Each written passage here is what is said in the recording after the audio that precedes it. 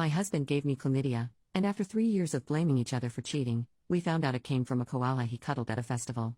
Or is this the perfect cover-up? My husband, 28 male, and I, 27 female, had been together for 5 years after being friends for most of our teenage years. We have 2 sons, and this takes place when I was 3 months pregnant with my second child. I had gone to my 13-week scan follow-up after the ultrasound alerted that something wasn't right. I fully expected the worst, but my doctor just said they could see something on the scans with my fallopian tubes, nothing was wrong with the baby, and she wanted to get blood work and swabs done. When the results came back, my doctor called me to come in urgently. That's when she showed me that my tests had returned positive for chlamydia. I was shocked, and my doctor knew I had been with my husband for years. She was my doctor all the way back when my first son was born, so she knew all of our history.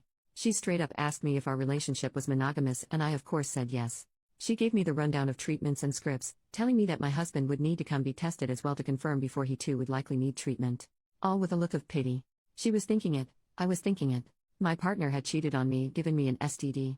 I'm fuming and heartbroken, but I go home and take a long hot shower, scrubbing myself clean because I feel so gross. Then I decide I need to call him because this is really bothering me. He is at work and I'm crying on the phone explaining that I've just been to the doctors and gotten results that I'm positive for chlamydia, and how could he do this, you bastard, all the works. I hang up and he is calling me over and over, but I'm trying to calm down as I have to grab our son from daycare and still be put together as a mother somehow. I ignore his calls and go about my day utterly crushed. When he finally comes home, I'm in the middle of feeding our son dinner. He comes in the house, sets his stuff down loudly and throws his keys at the wall. He sees that I've got our son, so he just walks into the bedroom and slams the door, and I hear the shower run. I'm confused and even more hurt because I don't know what I was expecting, but this wasn't it. I finish feeding our son and bed routine, then settle him to sleep. It's about 8 p.m. by now and I'm exhausted, but I go to the room to talk to my husband and he is sitting on the bed holding his head in his hands crying.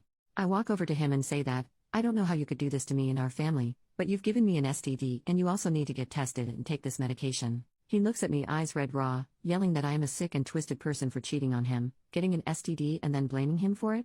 So my husband is upset and visibly shaking, and I can't fathom what he is saying. He thinks I'm the one who has been unfaithful, and I'm just furious. I have never cheated and I hate cheating. It's a disgusting act to do to someone you love. But he is adamant that he also never strayed, and our argument ends with us waking up our son, so I go to settle him. When I came out, he had packed a bag and was leaving. He said he was going to stay with his parents for a bit. He left, and I just cried all night long. I was so confused and didn't know what to do. The next few weeks were hell. He tested positive obviously, and the both of us were accusing each other.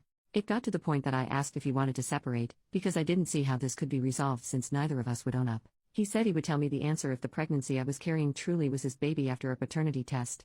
We went and got the tests, and of course it was his child. We went to therapy, which never really solved anything. He eventually moved back in. All of our history combined with knowing that at the end of the day I loved this man and didn't want a broken family was a big part of why I eventually decided to just accept that he cheated and wouldn't own up to it. We just moved on with life. Sure, a little less sunshine and joy than before this happened. I loved him, and a part of me thought him admitting it would be worse. I'd want to know names, faces, details, and As more time went by, I became okay with leaving it be.